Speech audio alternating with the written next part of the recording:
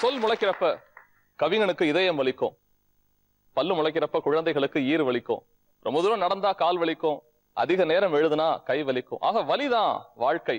ஆனா வலிமையான வாழ்க்கை வேணும்னா வார்த்தைகள் முக்கியம். அப்படி வார்த்தைகளோட ஊர்வலமா இருக்க போது இதுல நீ பேசுறது பெருசா நான் பேசுறது பெருசா அப்படிங்கிறது இல்லாம எல்லாரும் தன்னோட மன உணர்வுகளை பிரதிபலிக்கிற ஒரு அரங்கம், தளம் தான் நில் கவனி சொல்.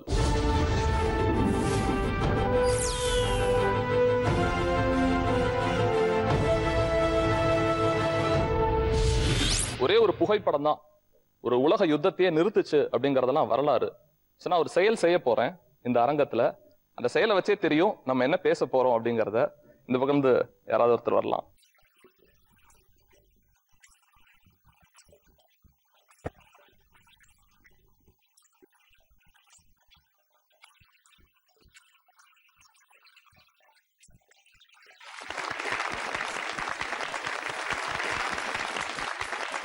உலகமெல்லாம் அந்த பறவைகள் சுத்தி திரிஞ்சாலும் சிறகடிச்சு பறந்தாலும் கடைசியா அதுங்க வந்து சேர்ற இடம்ங்கிறது கூடு. பறவைகளுக்கு கூடு எவ்வளவு முக்கியமோ மனிதர்களுக்கு வீடு முக்கியம்.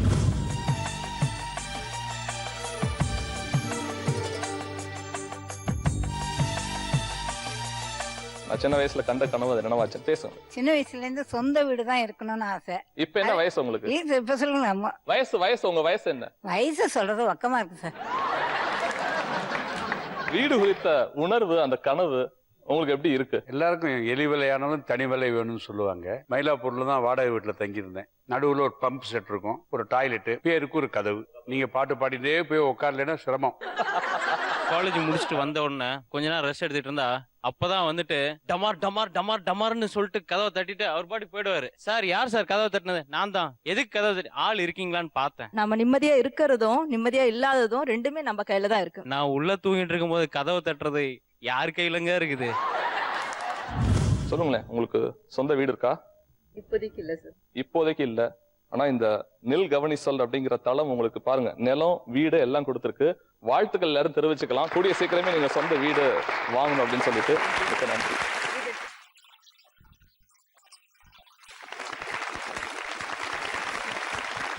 சின்ன வயசுல நம்ம எல்லாருக்குமே ஒரு கனவு இருக்கும். குறிப்பா கடற்கரையை பார்த்தாலோ மணல் வெளிகளை பார்த்தாலோ வீட்டு வாசல்ல யாராவது பெருசா மண்ணு கொட்டி வச்சிருந்தா நம்ம குழந்தையா இருக்கப்போ ஒரு செயல் செய்வோம். என்ன அப்படிங்கறத சொல்ல முடியுமா? மணல்ல வீடு கட்டுவோம். வீடு கட்டுவோம். வேற? கோயில் கட்டுவோம். கோவில் கட்டுவோம். சூப்பர். மணல் செங்கல் ரெண்டு வச்சு மணல் செங்கல்லாம் வச்சு வீடு கட்டுவீங்க இந்த பக்கத்துல இருந்து? வீடு கட்டிட்டு அதை சுத்திலும் அப்படியே அந்த பாத்தி மாதிரி கட்டி அந்த செடியெல்லாம் வச்சு அந்த மாதிரி கொஞ்சம் அடிஷனல் டெக்கரேஷன் எல்லாம் பண்ணுவோம் அந்த வீட்டுக்கு. மணல் கொடுத்தாக்க அழகா வீடு கட்டி அதை சுத்தீர காம்பவுண்டு வச்சு அங்கங்க இருக்கிற புல்லுகள் எல்லாத்தையும் கொண்டாந்து அது பக்கத்துல எல்லாம் வச்சு அழகான ஒரு வீடு கட்டுவாங்க. வீடு கட்டிட்டு சின்ன பாலம் கட்டுவோம். கை உள்ள வச்சு குழிலாம் பண்ணி அந்த எண்டும் இந்த எண்டும் குழி பண்ணி வீட்டுக்கு போற மாதிரி ஒரு பாலம் கட்டுவோம்.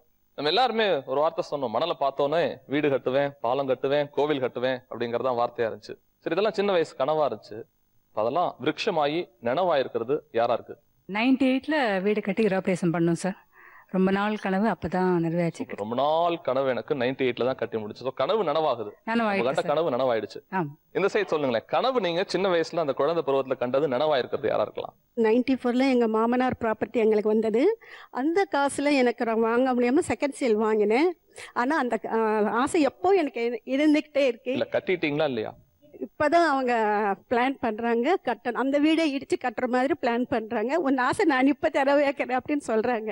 ஓகே, உங்க நடுக்கத்திலே தெரியுது நீங்க அந்த எவ்வளவு பெரிய கனவு அப்படிங்கிறது. நிச்சயமா அந்த கனவு நனவாகும். ஆமா. என்னுடைய மச்சனர் வந்து வீடு கட்டுறது ஒரு இன்ஸ்பிரேஷனா வச்சு நாங்க எங்களுடைய வீடு கட்டினோம். அது வீடு கட்டும் போது எங்களுக்கு கோயில் கட்டணுங்கிற ஒரு சின்ன ஒரு ஆசை வந்து அவர் உங்களுக்கு கைட் பண்ணிட்டே இருக்காரு. யார் அவரு? யாரு? ஹஸ்பண்ட். ஓகே. அதனால ஒரு வீடும் கட்டி கீழே நாங்க குடியிருக்கோம், மேல 2 டெனன்ட் இருக்காங்க. அதே போல ஐனாவரத்துல ஒரு ராமருக்கு ஒரு கோவில் ஒண்ணு கட்டியிருக்கோம். கோவிலும் கட்டிருக்கீங்க, வீடும் கட்டிருக்கீங்க நீங்க. வேற யார் அந்த கனவு நனவாச்சு எனக்கு சார்? நான் சின்ன வயசுல கண்ட கனவு அது நனவாச்சு பேசுங்க சார். எனக்கு சின்ன வயசுல இருந்து சொந்த வீடு தான் இருக்கணும்னு ஆசை. இப்ப என்ன வயசு உங்களுக்கு? இப்ப சொல்லுங்க. அம்மா அதாவது நான் சொந்த வீட்டுல தான் இருக்கேன். வயசு உங்க வயசு என்ன? வயசு சொல்றது வக்கமா இருக்கு சார். அதனால நான் என்ன சொன்னேன், சரி, எங்க அம்மா வயசு உங்களுக்கு? இல்ல கல்யாணம் பண்ணிக்கும் போதே சொன்னேன், எனக்கு அவ சொந்த வீடு இருந்தா அந்த வீடு அப்பதான் கல்யாணம் பண்ணிப்பேன்னு. அதே மாதிரி எனக்கு நிறைவேறித்து. அப்போ மதுரையில இருந்தோம், மதுரையில சொந்த வீடு. அப்புறம் கொஞ்சம் வேலை விஷயமா மெட்ராஸுக்கு வந்த உடனே மெட்ராஸ்லயும் ஒரு வீடு வாங்கிட்டோம். பிடித்த இடம், உலகத்திலே எனக்கு பிடித்த இடம் இதுப்பா, எங்க வேணா இருக்கலாம். எனக்கு பிடித்த இடம் கோயம்புத்தூர் சார். அதுதான் வந்து நான் பிறந்த இடம், வளர்ந்த இடம். எனக்கு பிடிச்ச இடம்னா என்னோட வீடு தான். எவ்வளோதான் வெளியில போயிட்டு வந்தாலும் ரொம்ப ரிலாக்ஸ்டா இருக்கணும், ரொம்ப ஃப்ரீயா இருக்கணும்னாலே அது வீட்டில் மட்டும்தான் முடியும். இந்த பக்கம் பிடித்த இடம் எனக்கு இந்த உலகத்திலே பிடித்த இடம் அண்ணா நகர். அண்ணா நகர்ல தான் நான் ஃபிளாட் இருக்கேன் சார். நான் இருக்கீங்க, அதனால பிடிக்குது. அண்ணா நகர்ல பிடிக்குது. எனக்கு பிடித்த இடம் வந்து கோயம்புத்தூர்ல இருக்க என் அம்மா வீடு. அம்மா வீடு, நீங்க அங்கதான் பிறந்தீங்களா? அங்க வளர்ந்தது, டிரான்ஸ்ஃபர்ல இங்க வந்திருக்கோம், சென்னை வந்திருக்கோம். பிடிச்ச இடம் கேட்கும் போது யாருமே, சில பேர், கொஞ்சம் பேர் தான் சொன்னீங்க, நிறைய பேர் வீட்டை சொல்லலையே. வீடு வந்து ஒரு ஏரியாவில் இருந்ததுன்னா அந்த ஏரியா சொல்றது பிடிச்சிருக்குன்னு சொன்னாக்க அந்த வீடு பிடிச்சிருக்குன்னு தான் சார் அர்த்தம். அந்த வீடுக்காக தான் அந்த ஏரியா பிடிச்சிருக்குன்றாங்க. அண்ணா நகர் பிடிச்சிருக்கு, மயிலாப்பூர் பிடிச்சிருக்குன்னா ஆக்சுவலா அந்த பொண்ணு கையில மைக் கொடுங்களேன். நீ ஏமா வீடுன்னு சொன்ன? ஏன்னா எவ்வளவுதான் வெளியில போயிட்டு வந்தாலும், இப்போ நைட் ஸ்டே வீட்ல ஃப்ரெண்ட்ஸ் வீட்ல இருந்தாலும் நம்ம வீட்டுக்கு வந்ததுக்கு அப்புறம் தான் நிம்மதியாவே இருக்கும். இதுதாங்க யதார்த்தம். நம்ம ஒவ்வொரு நாளும் உண்மையிலே ஆரம்பிக்கிறதும் வீட்டுல இருந்து ஆரம்பிக்கிறோம், முடிக்கிறதும் வீட்டுல தான் முடிக்கிறோம். ஆனா வீடுன்னு பர்டிகுலரா சொல்றப்பதான் இன்னும் நம்ம ஆத்மார்த்தமா உள்ள போயிருக்கோம், குடும்பத்தோட வாழ்றோம் அப்படிங்கறதுக்கான அத்தாட்சி. நம்ம முன்னோர்கள்லாம் ஒரு வீடு கட்டியிருப்பாங்க அமைப்பு ரீதியா. அந்த வீடு பத்தி கொஞ்சம் சொல்லுங்களேன், என்ன அமைப்புல இருக்கும் அந்த வீட்டோட சாராம்சம் எனக்கு வேணும். என்னோட தாத்தா வீடு வந்து தேனியில இருக்கு. தேனியில இருக்கு? ஆமா. அது வந்து நீட்டமா தான் இருக்கும், எந்த சைட்ல எல்லாம் எதுவுமே இருக்காது, நீளமா இருக்கும். ஹால் அதெல்லாம் டைனிங் ஹால் எதுவுமே கிடையாது. கடைசியில கிச்சன், நடுவுல முத்தம் இருக்கும். முட்டம் இல்ல, இந்த வார்த்தைகளுக்காக தான் கேக்குறேன். முட்டம் வேற என்ன இருக்கும்? சோ அது ஓபன் ஸ்பேஸ், உங்களுக்கு தெரியும். அதுல உட்கார்ந்து விளையாண்ட நாட்கள் ரொம்ப ஜாஸ்தி. அதுல இருக்கிற நிம்மதி உண்மையில சூப்பரா இருக்கும். சோ இன்னைக்கு நினைச்சாலும் அந்த நினைவுகள்லாம் உங்களுக்கு பூரிப்பா இருக்கு. சோ அந்த காலத்துல ரசனையா கட்டியிருக்காங்க. எப்படி இருக்கும் நம்ம பழங்காலத்து வீடு? தாத்தா பாட்டி காலத்துல எங்க அப்பா வீடு வந்து மயிலாப்பூர்ல இருந்தது. முதல்ல நாங்க அங்கதான் இருந்தோம். அது ஓட்டு வீடு. அதுக்கு இப்ப போல கான்கிரீட் எல்லாம் கிடையாது. ஆனா ஏசி போட்ட மாதிரி குளிர்ச்சியா இருக்கும். நடுப்புற முற்றம் இருக்கும். முத்தத்துக்கு அப்புறம் இப்ப இருக்கிற மாதிரி அட்டாச்சு பாத் எல்லாம் கிடையாது. அதுக்கு பின்னாடி எங்கேயோ ஒரு 1/2 மைல் தூரம் போற மாதிரி இருக்கும். அங்க போயிட்டு வரணும். இதுக்கு பாத்ரூமா இருந்தாலும் சரி, வெட்ட வெளியா இருக்கும், அங்க போயிட்டு வரணும். அதுதான் அந்த காலத்து வீட்டினுடைய பழக்கம். வேற வீடு அமைப்பு ரீதியா எப்படி இருக்கும்? எனக்கு அது மட்டும் போதும். அமைப்பு ரீதியா எங்க வீட்டுல இதெல்லாம் இருக்கும் சார், இப்படிலாம் இருக்கும் சார் வீடு பழங்காலத்துல. ஆமாம் சார், எனக்கு வந்து இந்த வீடுனா ஞாபகம் வருது, எங்கள் மாமியாரோட வீடு தான்.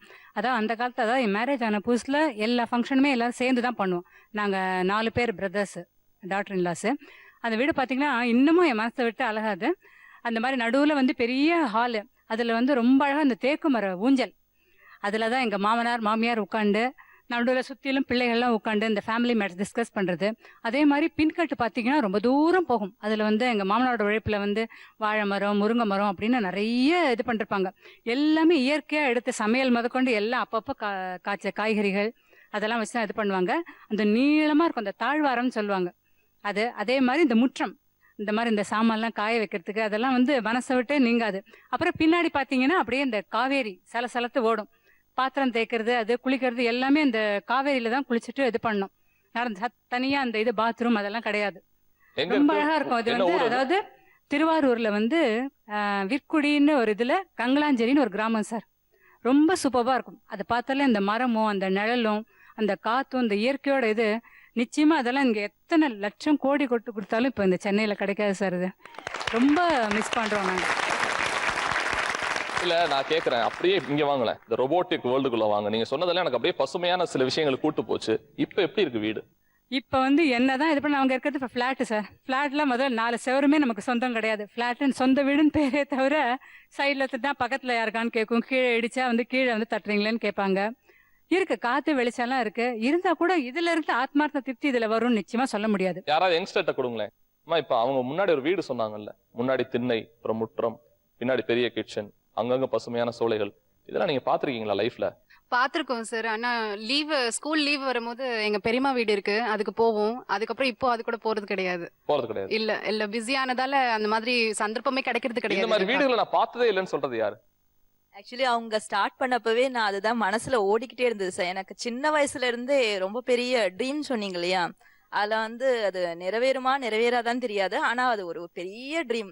ஏன்னா நான் வளர்ந்த வீடும் ரொம்ப சின்னது. நாங்க இப்போ இருக்கிற வீடும் பெருசானாலும் எனக்கு அந்த ட்ரீம் ஹவுஸ் வந்து எப்போ வரும்னு தெரியாது. ஆனா அது சாத்தியம் இல்ல. அந்த காலத்து வீட்டோட அமைப்பு ரீதியா எப்படி இருக்கும்? இந்த ரோடு ஆரம்பத்துல இருந்து அந்த ரோடு எண்டு வரலும் முன்னாடி ஃபுல் லெங்த் வீடுங்க. சேலத்துல எங்களுக்கு அந்த மாதிரி ஒரு வீடு இருந்தது. ஆனா எங்களால வந்து சென்னைக்கு வர வேண்டியிருந்ததுன்னா அதை டிஸ்போஸ் பண்ணிட்டு சென்னைக்கு வந்து வீடு பெருசா கட்டியிருக்கோம். அந்த வீட்டுல அந்த ப்ரீவியஸ் இதெல்லாம் எங்களால என்ஜாய் பண்ண முடியல. இப்போ நான் வந்து வீட்டுல முன்னாடி ஒரு திண்ணை நானே போட்டுட்டு இருக்கேன். ஓ, திண்ணை கட்டிருக்கீங்க? ஒரு திண்ணை கட்டியிருக்கேன். அந்த காலத்துல திண்ணை ஏன் கட்டினாங்க? வீட்டுல சாப்பிடுவோம், கொஞ்ச நேரம் ரிலாக்ஸ்டா இருப்பாங்க. அதுக்காகவே பெரியோர்கள் ரொம்ப யூஸ் பண்ணது அந்த திண்ணை தான். அதே போல வீட்டுல நான் ஊஞ்சல் போட்டு இருக்கேன். ஊஞ்சல் ரொம்ப அந்த காலத்து டைப் ஆஃப் ஊஞ்சல் தான் அது. அதுல வந்து இன்னைக்கு என் பேர குழந்தைங்க உட்காந்து அதுல ஆடும்போது பார்த்தாக்கா எனக்கு ஃபுல் ஹாப்பினஸ். எங்க மாமியார் வீடு வந்து ராஜம்பேட்டை கடப்பா ஆந்திராவில் இருக்கு. ஆந்திரா கடப்பா.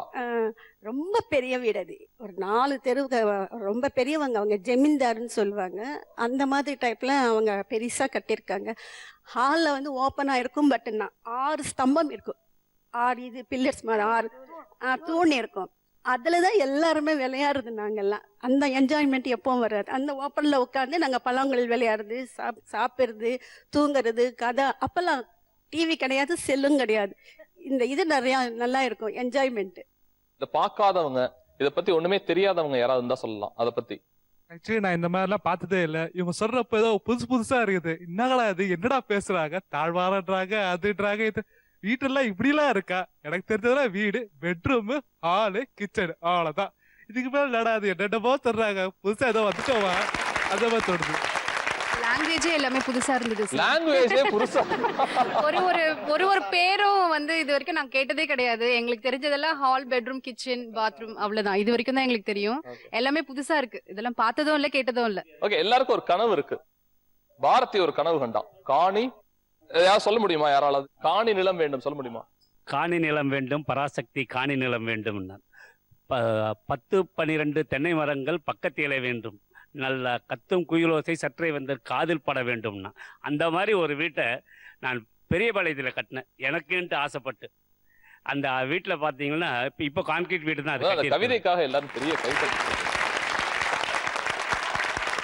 முன்னோர்கள்லாம் ரொம்ப ரசனையா வாழ்ந்திருக்காங்க. நீ வாசல்லே பாத்தீங்கன்னா பெரிய ஒரு கோவள மாதிரி இருக்கும். உள்ள வரப்பே கால் கழுவிட்டு செருப்பெல்லாம் போட்டு. ஏன் கால் கழுவுறோம் அப்படின்னா, ஏதாவது உஷ்ணத்துல வந்திருப்போம் அல்லது கிருமிகள்லாம் ஒட்டி இருக்கும். ரெண்டையுமே தணிக்கிறதுக்காகவும் தவிர்க்கிறதுக்காகவும் அந்த மாதிரி நம்ம கால்களை கழுவிட்டு தான் உள்ள வரணும்னு எல்லாத்துக்குமே ஒரு சிஸ்டம் இருக்கு, ஆர்கனைஸ்டு சிஸ்டம் இருக்கு. நம்ம அதெல்லாம் இழந்துட்டு வந்துட்டோம். இப்ப அதுக்கு முன்னாடி நிறைய சொந்த வீட்டு கனவுகளோட சொந்த வீடு கட்டினவங்க எல்லாம் இங்க இருப்பீங்க. நிறைய பேசலாம் அவங்க மன உணர்வுகளை. ஒரு சின்ன இடைவேளைக்கு அப்புறம் இது நில் கவனி சொல்.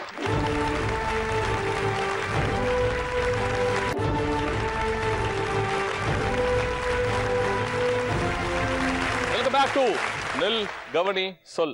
வீடு குறித்த கனவும் பழங்காலத்து வீடுகள்லாம் எப்படி இருந்துச்சு அப்படிங்கிற முறை பத்தி இங்க பேசிட்டு இருந்தோம். நம்மள்ட்ட ஒரு சிறப்பு விருந்தினர் வந்திருக்காரு இந்த நெல் கவனி சொல் அரங்கத்துக்கு. நடிகருங்கிற அந்தஸ்து எல்லாத்துக்கும் கிடைச்சிரும். சிறப்பு நடிகர் யாருன்னா, பாத்திரத்தோடு கதாபாத்திரத்தோடு பொருந்தி போகிறவர் தான் சிறப்பு நடிகர். அந்த விதத்துல திரு டெல்லி கணேஷ் அவர்களை வரவேற்குது. சிறப்பு விருந்தினர் ஏன் சொன்னேன்னா, இது ஒரு பெரிய வீடு மாதிரி. ஆமா, எங்க பாட்டி இருக்காங்க, ஐயோ பாட்டினா கோச்சுக்குவாங்க அவங்க. அப்பத்தா இருக்காங்க, அண்ணா இருக்காரு, அது மாதிரி விருந்தினர் வீடு இருக்காங்க, தங்கை இருக்காங்க, அப்படி பேருங்க. நீங்க சொல்லுங்களேன், அந்த வீடு குறித்த உணர்வு, அந்த கனவு உங்களுக்கு எப்படி இருக்கு? எல்லாருக்கும் எலி விலையானாலும் தனி விலை வேணும்னு சொல்லுவாங்க. வீடு வந்து இஸ் மஸ்ட். ஏதோ அவங்கவுங்க கெப்பாசிட்டிக்கு தகுந்த மாதிரி வீடு கட்டுறாங்க. சில பேர் வீம்புக்குன்னு பெருசா கட்டுவாங்க. உங்க வாழ்க்கையில் நடந்த சுவாரஸ்யம்? என் வாழ்க்கையில ரொம்ப சுவாரஸ்யமா இருக்கும். ஏன்னா நான் மயிலாப்பூர்ல முதல்ல டெல்லியில இருந்து வந்து இறங்கி மயிலாப்பூர்ல தான் வாடகை வீட்டில் தங்கியிருந்தேன். அந்த வாடகையெல்லாம் சொன்னால் யாரும் நம்ப மாட்டாங்க. வாடகை 100 ரூபா, அட்வான்ஸு 250 ரூபா. 4-5 வீடு இருக்கும். நடுவில் ஒரு பம்ப் செட் இருக்கும், ஒரு டாய்லெட்டு, பேருக்கு ஒரு கதவு. நீங்கள் பாட்டு பாடிட்டே போய் உட்காரலைன்னா சிரமம். யாராவது உள்ளே வந்துடுவாங்க. உள்ளே போனால் பாட்டு பாடணும். அது என்ன ஆள் இருக்குன்னு அர்த்தம். சாப்பாடு பல்லாம் ஒன்றும் கிடையாது. அது ஒரு மாதிரி லைஃப். அப்படி கொஞ்சம் நாளைக்கு இருந்தேன். அந்த வீட்டில் மழை பெய்யும் போது அங்கே தண்ணி சொட்டும், இங்கே தண்ணி சொட்டும். அங்கே ஒரு பாத்திரம் வைப்பேன், இங்கே ஒரு பாத்திரம் வைப்பேன். பட் இன்னைக்கு வரைக்கும் அப்படிலாம் வாழ்ந்தேனேங்கிறதுக்காக நோ ரெக்ரெட்ஸ். I enjoy. எவ்வளோ கஷ்டப்பட்டேன்னு தெரியுமா அப்படின்னு நான் ஒரு ரூபா கூட சொன்னதே கிடையாது. என்ன கஷ்டம்? அன்னைக்கு என் லைஃபுக்கு அது நல்லா இருந்தது. அப்புறம் கொஞ்சம் சம்பாதிக்க ஆரம்பிச்ச உடனே 225 ரூபா வீடு இதை விட பெட்டராக இருந்தது. That was also good. எல்லாமே இட்ஸ் எ ட்ரீம். நான் இஷ்டப்பட்டேன், நான் வந்திருக்கேன். ரெண்டாவது வந்து அந்த முனைப்பு. நான் தான் படிப்படியா இவங்கள்ட்ட இவ்வளவு நேரம் பேசிட்டு இருந்தேன். சார் நீங்க சொல்லுங்களேன், சொந்த வீடுங்கிறது கனவு எவ்வளவு பிரயத்னப்பட்டிருக்கோம், எவ்வளவு ஸ்ட்ரகிள் இருக்கு அந்த சொந்த வீடு நம்ம அடையறதுக்கு. சார் எனக்கு பூர்வீகமாக வந்து அப்பா அம்மா வீடு சொந்தமாக இருக்குது. பட் எனக்குன்னு சொல்லி சொந்தமாக என்னுடைய உழைப்பில் ஒரு வீடு வாங்கணும் அப்படின்ட்டு நானும் என்னுடைய மனைவியும், முக்கியமாக வந்து என்னுடைய மனைவி தான் அதில் வந்து 90% எஃபர்ட்ஸ் போட்டது. நான் வந்து ஒன்லி 10% தான். அந்த 10% கூட என்னன்னு கேட்டிங்கன்னா மாதம் டியூ கட்டிகிட்டு இருக்கேன். வீடு கட்டுறதுக்காக வந்து அவங்க தான் வந்து பிளான் பண்ணாங்க, அவங்க தான் வந்து அரேஞ்ச்மெண்ட் எல்லாமே பண்ணாங்க. முழுக்க அவங்களுடைய ஒரு உந்துதல் தான் அந்த வீடே வந்திருக்கு சார். நீங்க ஷோ முடிச்சு வீட்டுக்கு போறப்ப வீர திலகம் விட்டு தான் அவங்களை கூப்பிடுவாங்க. கவலைப்படாதீங்க, நீங்க பேசுனதுக்காக எவ்வளவு ஸ்ட்ரகிள் பண்ணிருக்கோம் அந்த வீடு சொந்த வீடு அப்படிங்கிற காரணத்துக்காக. 1970 அப்பா மொசைக் போட்டு கட்டி வச்சுட்டு இருந்தாரு. பெரிய வீடா இருந்தது. நமக்கு அத மாதிரி ஒரு வசதி நல்ல மாப்பிள்ளையா கல்யாணம் பண்ணி கொடுத்த இடத்துல சரி எல்லாம் வந்து கூட்டு குடுத்தனமா இருந்திருந்தோம். தனி அது அவர் சார் சொன்னார் மாதிரி எலி வலையா இருந்தாலும் தனி வலையா இருக்கணும்னு சொல்லிட்டு எங்களுக்கு இப்பதான் வந்து கடவுள் வந்து ஆசீர்வாதம் பண்ணியிருக்காரு. நம்ம வீடு கட்டும் போது சொந்த வீட்டுக்காரங்க பேசலாம். அதை கண்டிப்பா நம்ம கட்டும் போது நிறைய ஸ்ட்ரகிள்ஸ் இருக்கும். மலைச்சரிவுகள் ஏறுற மாதிரி அவ்வளவு பிரச்சனைகள் இருக்கும். என்னென்ன அதெல்லாம் சொந்த வீடு கட்டுறப்ப? மனைவியோட நகைகள், தெரிஞ்சவங்க ஃப்ரெண்ட்ஸு கிட்ட இருந்து வர வேண்டியது, அவங்க கிட்ட கடன் வாங்கி அந்த மாதிரி தான் பண்ணி ஒரு ஸ்டெப் எடுத்து வச்சிருக்கோம். இப்பதான் எனக்கு இந்த பக்கம் சொல்லுங்களேன், என்னென்ன ஸ்ட்ரகிள் தான்?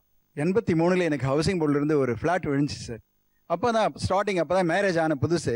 31,000 ரூபாய் டோட்டல் காஸ்ட்டு. ஆனால் இமீடியட்டாக 8,000 ரூபா கட்ட சொல்லியிருக்காங்க. 8,000 ரூபா கட்ட முடியல சார். கரெக்டாக 30ஆம் தேதி க்ளோஸ் பண்ணுறாங்க, கவுண்டர் க்ளோஸ் பண்ணுறாங்க. 2 மணிக்கு தான் கவுண்டரு. ஆனால் அந்த நேரத்தில் காலையில் 11 மணிக்கு என் ஒய்ஃப் உடனே தான் போட்டிருந்த எல்லா நகையும் எடுத்து என்கிட்ட கொடுத்துட்டாங்க சார். கொடுத்து உடனே விற்று அப்போ 8,000 ரூபாய் சார். சார் சொன்ன மாதிரி அப்போ சவரன் வந்து 1,500 ரூபாய் 2,000 ரூபாய் தான். அந்த 8,000 ரூபாய் கட்டுறதுக்கு நான் பட்ட பாடு இருக்கு, அவசரம் இருக்குங்களே. அப்பாப்பா பிரம்ம பிரயத்தனம்னு சொல்லுவாங்களே சார். அந்த பிரம்ம பிரயணத்தில் எல்லா நகையும் விற்று, காதில் இருக்க கம்மல் அவ்வளோ விற்று, அண்ணா நகரில் 31,000 ரூபாய்க்கு அந்த 8,000 ரூபாய் பணத்தை கட்டியிருக்கேன் சார். அது என் வாழ்க்கையில் இன்னைக்கு கூட மறக்க முடியாத ஒரு நிகழ்வு சார். சார் எல்லாரும் தன்னோட ஸ்ட்ரகிள் பத்தி பேசினாங்க. இவ்வளவு பிரயத்னப்பட்டேன், இவ்வளவு சாக்ரிஃபைஸ் பண்ணேன் அப்படின்னு. பட் நீங்க அப்படியே ஜாலியா என்ஜாய் பண்றீங்க. அதனாலதான் அந்த நடிப்பு துறையில இன்னும் உச்சத்திலே நிக்கிறீங்க. டெல்லி கணேஷ் அப்படின்னா நம்ம தலைநகரம் எப்படி இருக்கோ தலை சிறந்த நடிகரா நீங்க இருக்கிறதுக்கான காரணமா தான். எனக்கு என்ன வேணும் அப்படின்னா சென்டிமெண்ட்ஸ்னு ஒன்று இருக்கு. இந்த வீடு கிடைச்சனால எனக்கு இதெல்லாம் அமைஞ்சது. இந்த வீட்டால ஒரு சின்ன பொருள் வாங்கினாலே நம்ம சென்டிமெண்ட்ஸ் பார்ப்போம். அப்படி என்ன சார் இருக்கு? நிறைய இருக்கு. அதாவது முதல்ல 100 ரூபா வீட்டில் இருந்தேன், சந்தோஷமா இருந்தோம். அதோடு இருக்க வேண்டியதானே. கொஞ்சம் 225 ரூபாய்க்கு போனோம், அதோடய இருக்கலாம்ல. அப்புறம் டி நகருக்கு வந்தோம். இதுதான் ஆசை, விடாது. அங்கே போனோம், அது சௌகரியமாக இருந்தது. அது மாதிரி ஒரு வீடு பார்க்க முடியாது, அவ்வளோ அழகாக இருந்தது. அதை கொஞ்சம் நாள் கொஞ்சம் சம்பாதிக்க ஆரம்பித்த உடனே வேறு மாதிரி ஆசை வந்தது. இது ஃப்ளாட்டாக இருக்கே, தனி வீடாக இருந்தால் அப்படி இருக்கும். கடைசியில் இப்போ இருக்கிற இடம் நெசப்பாக்கத்தில் அண்ணா அப்ரூவ்டு பிளாட்டுன்னாங்க. அது வாங்கினேன். ஒரு கிரவுண்டு 1.25 கிரவுண்டு. அவன் சும்மா இருக்காமல் கட்டாயப்படுத்தி சார் 1.25 2.5 எடுத்துக்கலாம் சார். நான் 1.25க்கே வழி இல்லை, 2.5க்கு எங்கே போக, 1.25க்கு எப்படி வழி, கடன் வாங்க போகிறேன். அதே 2.5க்கும் பண்ணுங்களேன் அப்படின்னா. என் மச்சினன் பேங்க்கில் இருக்கான். அவன் சொன்னால் மாதம் 23,000 ரூபா நீங்கள் இன்ட்ரெஸ்ட் மட்டும் கட்டிங்கன்னா எப்போ பிரின்சிபல் அடைக்க போகிறீங்க, என்ன பண்ணலாம், அந்த டி நகர் வீட்டை கொடுத்துருங்க. இதுதான் பெரிய வீடாச்சு, பங்களா மாதிரி இருக்குல்ல, நீங்கள் வேற எங்கேயும் சின்னதை கொடுத்து பெருசு வாங்குறீங்க, அவ்வளோதானே. நான் இப்போ அங்கே லோன் அதிகமாகி இன்ட்ரெஸ்ட் ஆகணும்னு வழி இல்லாமல் இந்த மெலோனி ஸ்ட்ரீட் வீடை விற்கணும். வெறும் 3 லட்சத்துக்கு தான் வாங்கினேன். ஆனால் நான் வாழ்ந்தாச்சு, நிறைய நல்ல காரியங்களாக நடந்துருக்குது வீட்டில். இப்போ அந்த வீட்டை விற்கணும்னு சொல்லி பிளான் பண்ணியாச்சு. என் வீட்டுக்கு எதிர்த்தாப்புலேயே கோபால்னு ஒருத்தர் இருந்தார். அவர்கிட்ட கேட்டேன், நீங்கள் வாங்கிக்கலாம் சார், நல்ல வசதியாக இருக்கிற ஆள். அப்புறம் சரின்னா உடனே கொண்டு பணத்தை கொடுத்துட்டாரு. அவர் வீட்டை எடுத்துக்கிட்டாரு. நாங்கள் வீடெல்லாம் காலி பண்ணிட்டோம், வீட்டை விட்டு புறப்படுறோம். என் ஒய்ஃபு கிச்சனை போய் தடவிட்டு இருக்கா. என்னம்மா ஓன்னு அழுக. இந்த பாரு, நான் தான் சொன்னேன்ல, இதை விட பெரிய வீட்டுக்கு தானே போகிறோம். அதான் சென்டிமெண்ட்டு. அவள் அழ, சமாதானம் பண்ணேன். வேண்டாம் ஒன்று பண்ணுவோமா, இந்த வீட்டை திருப்பி வாங்கிட்டுமா அவர்கிட்ட இருந்து. இன்னொன்று கொடுத்தது வாங்காதீங்க, வேண்டாம். சும்மா அழுவேன், அவ்வளோதான். அதெல்லாம் சரியாக இருந்துட்டு அப்புறம் நாங்கள் கிளம்பி போயிட்டோம். போய் அந்த வீட்டை விட்டு வண்டி ஏறி போகும்போது ஒரு தடவை பார்த்ததோடு சரி.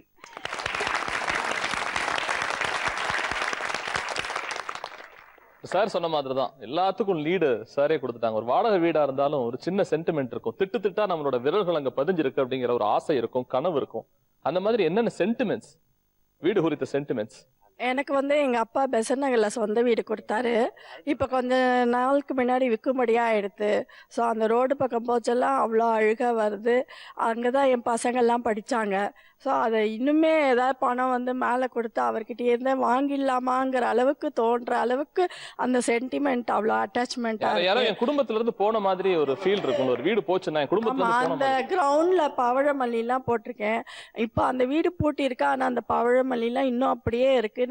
நானும் இப்போ பெசன்ட் நகர்லேயே தான் இருக்கேன். அதனால் எப்பவும் நான் அந்த ரோடு வழியாக போகக்கூடிய சந்தர்ப்பம் இருந்துன்னு தான் இருக்குது. அது பார்க்கச்செல்லாம் அழுகையும் வேதனையும் வருது. நம்ம மனசு தான் மல்லி வாடுது, என் வீட்டுல இருக்க மல்லி வாடுது, திண்ணை வாடுது, என் வீட்டுல இருக்க முற்றம். இதுதான் நம்மளோட மனசு. நான் தான் கேட்கிறேன், சென்டிமெண்ட்ஸ் என்ன? இப்போ நாங்கள் இருக்கிற வீடு வந்து 2 வருஷமா இருக்கோம் சார். அந்த வீடு வந்து போன மாதம் காலி பண்ணலாம்னு முடிவு பண்ணிட்டோம். முடிவு பண்ணி நான் வேறு ஏரியாவில் வீடெல்லாம் பார்த்துட்டேன். நாங்கள் கிளம்புறோன்னு சொன்ன உடனே அந்த வீட்டு ஓனருக்கு கண்ணிலேருந்து தண்ணி வருது சார். இது அறியாமல் என் வைஃப் அப்படியே கண்ணில் தண்ணி வருது. அப்படி உடனே குழந்தைகள் என்ன சொல்கிறாங்கன்னா, வேண்டாம் நம்ம இந்த வீட்லேயே இருக்கலாம் அப்படின்னு சொல்லி இப்போ வந்து முடிவு பண்ணுறாங்க. இருந்தாலும் என்னுடைய தொழில் நிமித்தமாக நான் வந்து அந்த வீடு ட்ரான்ஸ்ஃபர் பண்ணி ஆகணுங்கிற ஒரு சுச்சுவேஷனில் மறுபடியும் ஒரு 2 மாதம் எக்ஸ்டெண்ட் பண்ணிட்டேன் சார். ஒரு வீடு எப்ப சார் இல்லமா மாறுது? வர்றவங்களை வாங்கன்னு கூப்பிடணும். இந்த மாதிரி கண்ணீர் விடுறதுக்கு ஒரு ஓனர் இருக்கணும். அதுதான் இல்லம். அந்த மாதிரி வீடு அமையணும். இப்போ என் வீட்டுக்கு வந்து நான் பெருமையாக சொல்லுவேன், ஒரு டிவி இன்டர்வியூக்கு வந்தால் கூட வந்த உடனே எல்லாருக்கும் மோர் கொடுப்பேன். அதுவும் மோர்னா எப்படி நானே ப்ரிப்பேர் பண்ணுவேன். ஒரு சிப் அடித்த உடனே பார்த்தீங்கன்னா இப்படி அடிச்சுட்டு சூப்பர் சார் அந்த வந்துடும். அதான் இங்கே அதுதான் இல்லம். ஜெயில இருந்தேன்னு சொல்லுவாங்க, வீட்டுல தான் வாழ்ந்தேன்னு சொல்லுவாங்க. இந்த ரெண்டுக்குமான வித்தியாசம். நான் ஜெயில இருந்துட்டு வந்தேமான்னு சொல்லுவாங்க.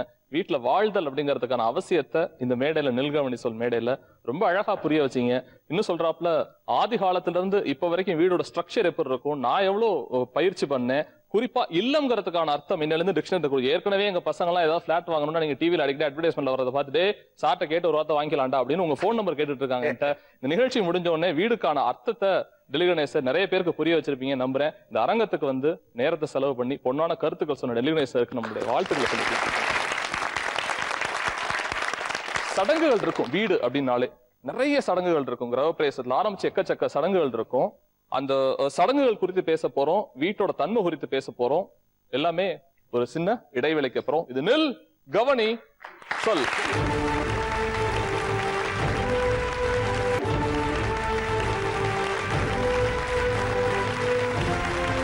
வெல்கம் பேக் டு நில் கவனி சொல். நம்ம அரங்கத்துக்கு சிறப்பு விருந்தினர் வந்திருக்காரு. சினிமா அப்படின்னாலே பிரம்மாண்டம் தான். அந்த சினிமால செட்ஸ் அப்படிங்கிறது ஒரு நிதர்சனமான உண்மை. இது செட்டாடா அப்படின்னே தெரியாத அளவுக்கு அதை காட்சி பூர்வமாகவும் அழகாவும் கிட்டத்தட்ட 200 படங்களுக்கு மேல அதை வடிவமைத்த ஒரு பெரிய மனிதர் இருக்காரு, ஜி.கே. சார் அவர்கள். முதல்ல உங்க வீட்டை பத்தி சொல்லுங்க. ஒரு ஆர்ட் டைரக்டர் வீட்டுக்கு எல்லாரும் வர்றப்போ ஒரு ஆர்ட் டைரக்டர் வீடா அது இருக்கணும் அப்படிங்கிற ஒரு உணர்வு உந்துதலால என் வீட்டை கொஞ்சம் டெக்கரேட் பண்ணேன். பாரம்பரியமாக நம்ம வீடு எல்லாமே பார்த்தீங்கன்னா ஏதாவது ஒரு கல்ச்சரை பேஸ் பண்ணி இருக்கும். வண்ணத்துக்கும் வடிவத்துக்கும் முக்கியத்துவம் கொடுக்குறவர். நம்ம சினிமாவில் பார்க்குறப்ப நான் முன்னாடியே சொன்ன மாதிரி இந்த வண்ணம் பெருசு, வடிவம் பெருசு. நிறைய 200 படங்கள்லாம் சாதாரண விஷயம் கிடையாது. 200 படங்களுக்கு வடிவமைத்த ஆத்மாவா இருந்த கலை செஞ்ச ஒருத்தர் தமிழர்களோட பண்பாடு ஸ்டைல்ல வீடு கட்டியிருக்காருங்கிறது தான் பெரிய ஆச்சரியம், சந்தோஷமும் கூட. இதுக்கு முன்னாடி நான் சொன்ன ஸ்ட்ரகிள்லாம் பண்ணி வீடு கட்டியாச்சு. சடங்குகள் இருக்கு வீடுனாலே. கிரகப்பிரவேசம் அப்படின்னாலே பத்திரிக்கை வைக்கிறதா இருக்கட்டும், நிறைய சடங்குகள் இருக்கு. என்னென்ன முதல்ல நல்லா சொல்ல முடியுமா? ஒரு புது வீட்டோட சடங்கு என்ன? கிரகப்பிரவேசம் பண்ணும்போது எல்லா வாத்தியாரை கூப்பிட்டு அவங்க வந்து நவக்கிரக ஹோமம், கணேஷ் ஹோமம், அப்புறம் பால் காய்ச்சுவோம். மெயினாக நாத்தனார் தான் பால் காய்ச்சணும். அப்புறம் வந்து எல்லா ரிலேட்டிவ்ஸ் எல்லாரையும் கூப்பிடுவோம்.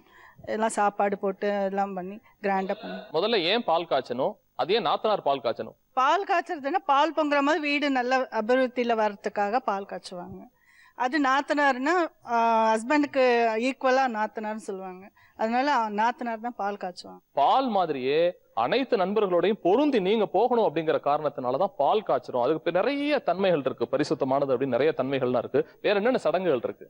அதாவது இந்த ஹோமம்லாம் வந்து சூரியத்துக்கு முன்னாடியே முடிச்சிருவோம். அதான் கணபதி ஹோமம் ஆரம்பிச்சு சூரிய சூரியத்துக்கு முன்னாடியே காலம்பரம் இந்த 4 to 5ங்கிறது அந்த நல்ல நேரம். அது என்ன பிரம்ம முகூர்த்தம்னு சொல்லுவாத. இது வேற ஏதாவது? அதாவது ஃப்ளாட்ஸ்ல எல்லாம் இந்த பசுமாடு கண்ணுக்குட்டிலாம் வர முடியாது. அதுக்காக நல்ல அவங்க குலதெய்வத்தினுடைய படத்தை எடுத்துன்னு உள்ள வருவாங்க. சரி, நம்ம முதல்ல பசுமாடு கண்ணுக்குட்டி ஏன் சார் உள்ள விடணும்? பசுமாடுங்கிறது தெய்வாம்சம் பொருந்தது. எல்லா வித தெய்வங்களும் ஒரு பசுமாட்டில் இருக்குங்கிறது நம்ம புராணங்கள்ல சொல்லப்பட்டிருக்கு. அதனால பசுமாட்டையும் கண்ணுக்குட்டியும் வந்தோம்னாக்கா எல்லா தெய்வங்களும் வீட்டுக்குள்ள முதல்ல வருதுங்கிறது ஒரு தெய்வம். வேற என்னென்ன சடங்குகள் நம்ம பண்றோம் வீடு கட்டுறதுனால? கிரகப்பிரவேசம் பண்ணுறதுக்கு முன்னாடி அந்த டேட் பார்க்க சொன்னாங்க. நான் ஏதோ ஒன்று தான் டேட் பார்த்தேன். ஆனால் என்னோட மாமி, ஹவுஸ் ஓனர் மாமி வந்து சொன்னது வந்துட்டு கிரகலட்சுமியோட ஸ்டார் பொருந்தி வரணும் அந்த அப்படின்னாங்க. ஸோ எனக்கு ஃபர்ஸ்ட் இன்ஃபர்மேஷன் எனக்கு தெரிஞ்சது. சரி, எல்லாரும் சுத்தி முத்தி சொல்றப்ப ஒரு வார்த்தை தான் கிரகப்பிரவேசம். வீட்டை தோற்றுவித்தல் சொல்லலாம், புது வீடு அமைத்தல் சொல்லலாம். அது என்ன சார் கிரகப்பிரவேசம்னா என்ன? நம்ம எங்கே வேணா இருக்கலாம், ஆனால் நமக்குன்னு சொந்தமான ஒரு இடம் அப்படிங்கிறத ஒரு 4 செவருங்கிறத வந்து நம்ம உருவாக்குறோம் இல்லையா, அந்த சந்தோஷம் வந்து பெரிய சந்தோஷம் யாருக்கும். அதை உருவாக்குறப்போ உண்மையிலேயே ஒரு சாதாரண விஷயம் இல்லை. பழமொழியில் சொல்லுவாங்க, வீட்டை கட்டிப்பாரு கல்யாணம் பண்ணிப்பாருன்னு. ஒரு வீட்டை கட்டுறதுங்கிறது எவ்வளோ கஷ்டமான விஷயங்கிறது வந்து இந்த கட்டி அனுபவிச்சவங்களால மட்டும்தான் அது தெரியும். அத்தனை கஷ்டங்களுக்கும் நிவர்த்தி, சந்தோஷம், ஒரு பிரமிப்பு எப்போன்னா அந்த கிரகப்பிரவேசம். ஒரு பிரவேசம். கிரகப்பிரவேசங்கிற வார்த்தைக்கு அர்த்தம் சொல்லிடுறேன்.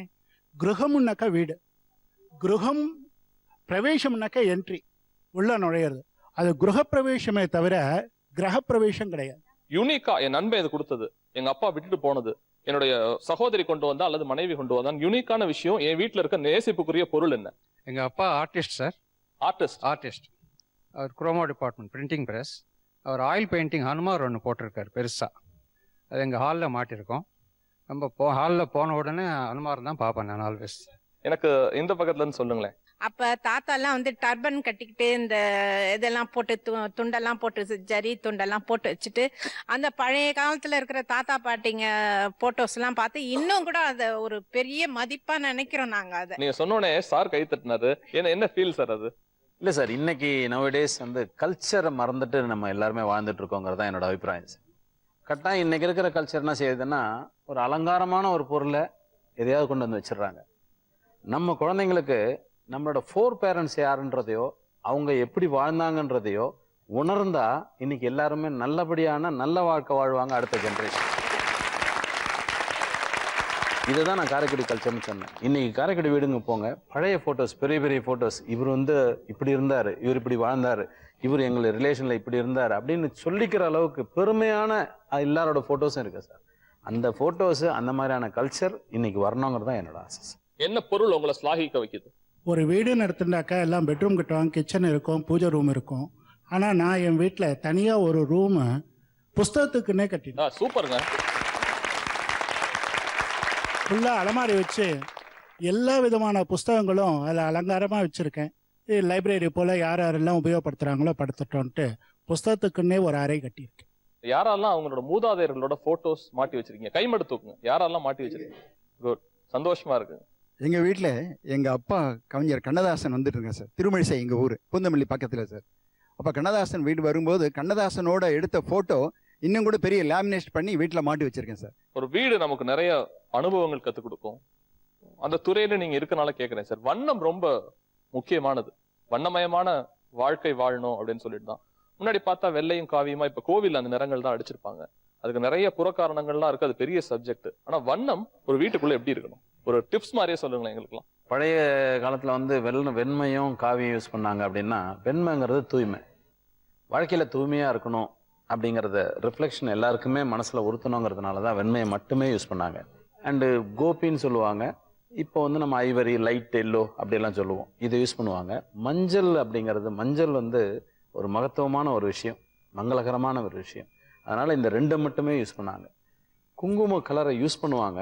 ஆனால் குங்குமங்கிறது வந்து குங்கும கலர்ன்றது வந்து ஒரு ஆர்ஷான ஒரு விஷயம், அதனால் யூஸ் பண்ண மாட்டாங்க. இப்போ பெட்ரூம்னு எடுத்துக்கங்களேன், ஒரு பேபி பிங்க் யூஸ் பண்ணிட்டோம்னா நம்ம உள்ளே போடுறப்போ ஒரு சாந்தமான ஒரு உணர்வை வந்து நமக்கு கொடுக்கும். நீங்கள் அதே பெட்ரூம், அதாவது இது சேலஞ்சாக கூட யார் வேணால் எடுத்துக்கலாம், ஒரு பிங்க் பெட்ரூமில் நீங்கள் வாழ்ந்தப்போ நல்ல சந்தோஷமாக தூங்கியிருப்பீங்க. அதையே ஒரு ஹார்ஷ் ரெட்டு இதுக்கு நடுவில் இருப்பாருங்க, இந்த ஒரு ரெட்டை நீங்கள் பெயிண்ட் பண்ணிவிட்டு அந்த வீட்டில் அந்த ரூமில் தூங்கி பாருங்கள், உங்களால் நிம்மதியான தூக்கம் தூங்க முடியாது. இது வந்து சைக்கலாஜிக்கல் உணர்வால் உணரப்படுற ஒரு கலரோட சென்ஸ். இப்போ வந்து டார்க் கலர்ஸை வந்து யூஸ் பண்ணுறது வந்து வாஸ்து அப்படின்னு சொல்கிறாங்க. பட் அதில் ரீசன் கிடையாது. இது வந்து அடையாளத்துக்கு முதல்ல அதாவது தன்னை அடையாளப்படுத்தி கொள்வதற்காக இந்த மாதிரியான கலர்ஸ் எல்லாம் முதல்ல யூஸ் பண்ணாங்க. அதுக்கு ஒரு பேரை வச்சு இன்னைக்கு எங்கே பார்த்தாலும் ஒரு நம்ம போனோம்னாலே ஒரு பீஸ்ஃபுல்லாக இருக்காது சார். வீடுன்றதுப்போ அந்த கலர் சென்ஸோட எந்த இடத்துக்கு எதை யூஸ் பண்ணோமோ அதை யூஸ் பண்ணோம்னா அந்த வீட்டில் நம்ம நிம்மதியாக வாழலாம் சார். என் வீட்லயுமே பாரம்பரியத்தை பறைசாற்றி வீட்டுக்குள்ள இனிமே எப்படிலாம் வண்ணங்கள் இருந்தா வாழ்க்கையில எண்ணங்கள் உயரும் அப்படிங்கறத சொன்னாரு ஜே.கே. சார். இங்க வந்திருந்து ரொம்ப தேங்க்ஸ் சார். நீல் கவனிச்சல் அரங்கத்துக்கு. வாடகைக்கு குடியிருக்கிறதுங்கிறது சுகமா அல்லது சுகவீனமா அது தெரியல. நிறைய பேசலாம். ஒரு சின்ன இடைவேளைக்கு அப்புறம் இது நில் கவனி சொல்.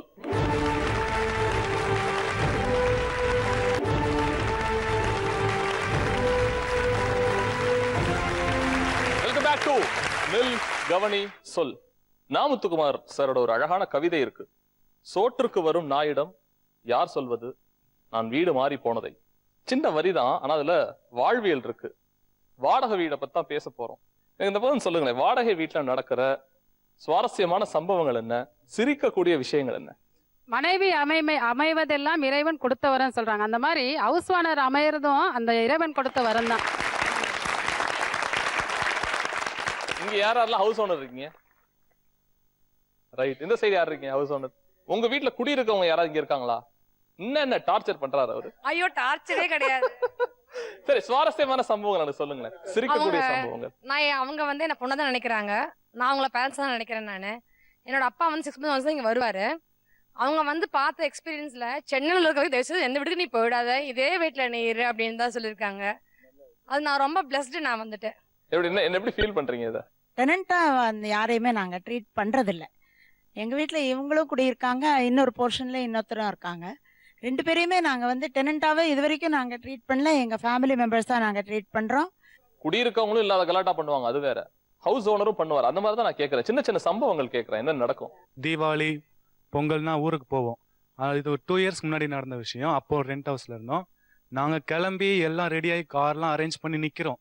எங்களுக்கு முன்னாடி சார் நாங்க கிளம்புறோம், நீங்க பாத்துக்கோங்க. ஸோ நம்ம அவங்க வாட்ச்மேனா இருக்க வேண்டிய நிலைமை கூட இருக்கு. ஓகே, இந்த மாதிரி தான் சார். நான் எங்கள் ஹவுஸ் ஓனரு கரெக்டாக 10 மணிக்கான மெயின் டோரை க்ளோஸ் பண்ணிவிடுவார் சார். ஏங்க மெயின் டோரை க்ளோஸ் பண்ணுறீங்க? இல்லை 10 மணிக்கெல்லாம் எல்லோரும் உள்ளே வந்தாச்சுனுங்க, உள்ளே வந்துடணும். யாரும் 10 மணிக்கு மேலே வெளியே வரக்கூடாது.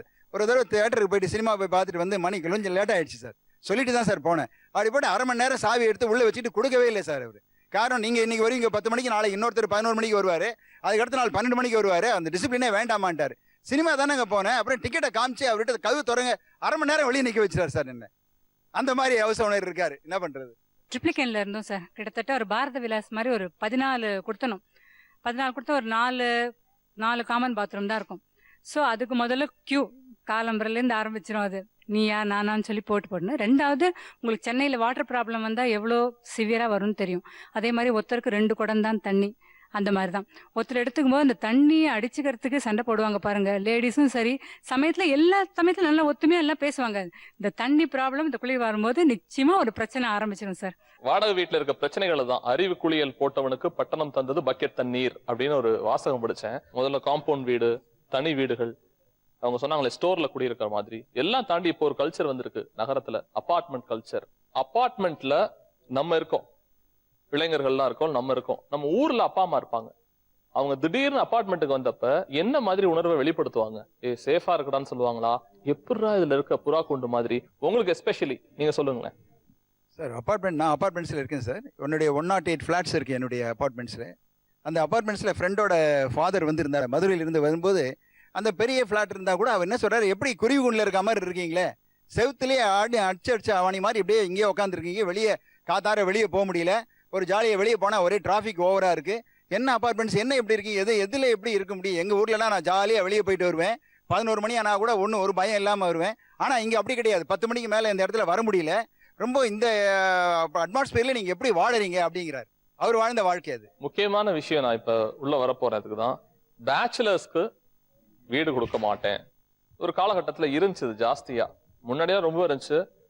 இப்ப சில பேர் மறுவி பேச்சுலர்ஸா இருந்தா பரவாயில்லடா வீடு கொடுப்பேன் அப்படின்னு. யாரெல்லாம் பேச்சுலர்ஸ் இருக்கீங்க, அவங்க வாழ்க்கையில நடந்த விஷயம் என்ன? ஒரு வீடு தேடி போறப்ப, வாடகைக்கு வீடு குடியிருக்கப்ப, இல்ல மூத்தவங்க எல்லாம் இருக்கீங்க, நீங்க பேச்சுலர்ஸா இருந்தா கூட அது நடந்திருக்கலாம். கொஞ்சம் அதை பத்தி சுவாரஸ்யமா சொல்ல முடியுமா? 2007ல நான் வந்துட்டு சென்னை வந்தேன்.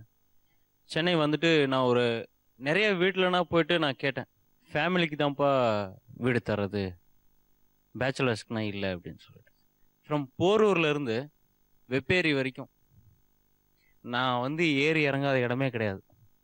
கடைசியா ஒரு இடத்துல எனக்கு இடம் கிடைச்சது. தம்பி, உன்னை தேடி எத்தனை பேர் வருவா?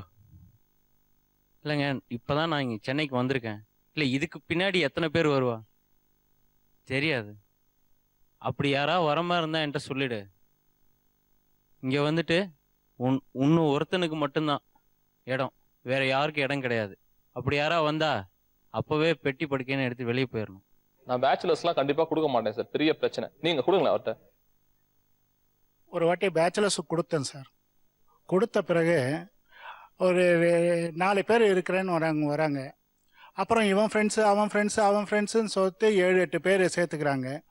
அதுவும் சனிக்கிழமை ஞாயிற்றுக்கிழமைனாக்கா அவங்க கூட்டம் கொண்டாட்டம் 8 பேர் 16 பேர் ஆயிடுறாங்க. அது போட்டு இது ஸ்டீரியோ வேற வால்யூம்னஸாக வச்சு அது ஒரே அட்டகாசம் பண்ணி எங்களுக்கு இல்லை, அக்கம் பக்கத்தில் இருக்கவங்களுக்கெல்லாம் கூட பிரச்சனை பண்ணிட்டு போயிடுறாங்க. நீங்க 20 வயசுல செஞ்சீங்க மாட்டீங்களா?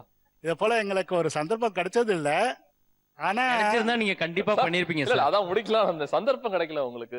சந்தர்ப்பம் கிடைக்கல. ஓகே, வருத்தமா இருக்கு. பேச்சுலர்ஸ்க்கு வீடு கொடுக்க மாட்டேன்னு சொல்றீங்க. பேச்சுலர்ஸை நம்பி நாட்டையே கொடுத்துருக்கோம். அப்துல் கலாம் பிரசிடென்டா இருந்திருக்காரு, வாஜ்பாய் பேச்சுலர் தான், சரியா? நாட்டையே கொடுத்துருக்கோம். கொடுங்க சார், இந்த வீடு தான் என்னுடைய வண்ணம், வீடு தான் வாழ்க்கை அப்படின்னு நினைக்கிறவங்க ஒருத்தர் என்ன கடன் பட்டாலும் ஒரு வீடு வாங்கிடணும்டா அப்படிங்கிற ஒரு செயல். எப்பா, இதனால ஒண்ணு என்னோட சோசியல் ஸ்டேட்டஸ்லாம் வளராது, ஆளுமை பண்பு வேற, அப்படி ஒண்ணு வீடு எனக்கு அவசியம் இல்லைன்னு 2 அணியா 2 சாராரா தங்களோட உணர்வுகளை பிரதிபலிக்க போறாங்க. ஒரு சின்ன இடைவேளைக்கு அப்புறம் பார்க்கலாம், பேசலாம். இது நில், கவனி, சொல்.